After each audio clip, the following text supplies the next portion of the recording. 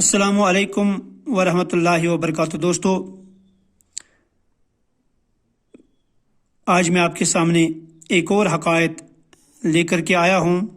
اس سے پہلے کہ میں آپ کو حقائق سناؤں، میری اس چینل کو سبسکرائب کریں، شیئر کریں اور ساتھ ساتھ لائک بھی کریں، تاکہ یہ سبق آموز حقائق دوسروں تک پہنچ سکیں اور وہ بھی ان حقائق سے تسلی بخش فائدہ اٹھا سکیں۔ دوستو، حقائق اس طرح سے ہے۔ ایک دفعہ شیخ سعدی رحمۃ اللہ علیہ نے فرمایا کہ ایک بادشاہ اجمی غلام کے ساتھ کشتی میں بیٹھا تھا، اور غلام نے اس سے قبل نہ دریا دیکھا تھا نہ کشتی میں بیٹھنے کی نعمت سے آگاہ تھا، اسی لیے آہوازاری شروع کر دی، بلکہ کانپنے لگا۔ تمام کشتی والے سمجھاتے اور تسلی دلاتے، لیکن ایک نہ مانتا۔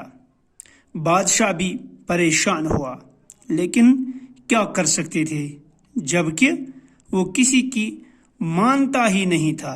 ایک سمجھدار کشتی میں موجود تھا، اس نے بادشاہ سے کہا، حکم ہو تو میں اس سے خاموش کراؤں گا۔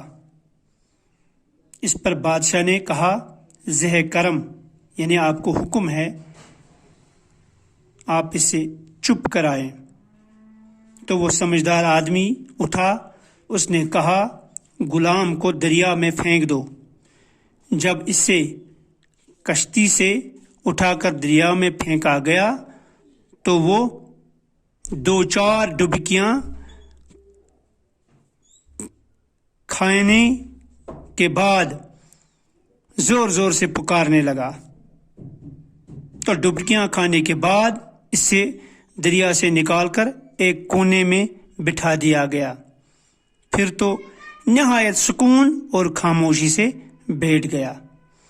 بادشاہ حیران ہوا اور اس سمجھدار انسان سے اس کا ماجرا پوچھا، تو اس نے کہا کہ اس غلام نے پہلے غرق ہونے کا دکھ نہیں دیکھا تھا اور نہ ہی اسے کشتی میں بیٹھنے کی نعمت کی خبر تھی، لیکن اب اس سے معلوم ہوا کہ دریا کیا ہے اور کشتی کی نعمت کیا، کیونکہ نعمت کی قدر مصیبت کے بعد معلوم ہوتی ہے۔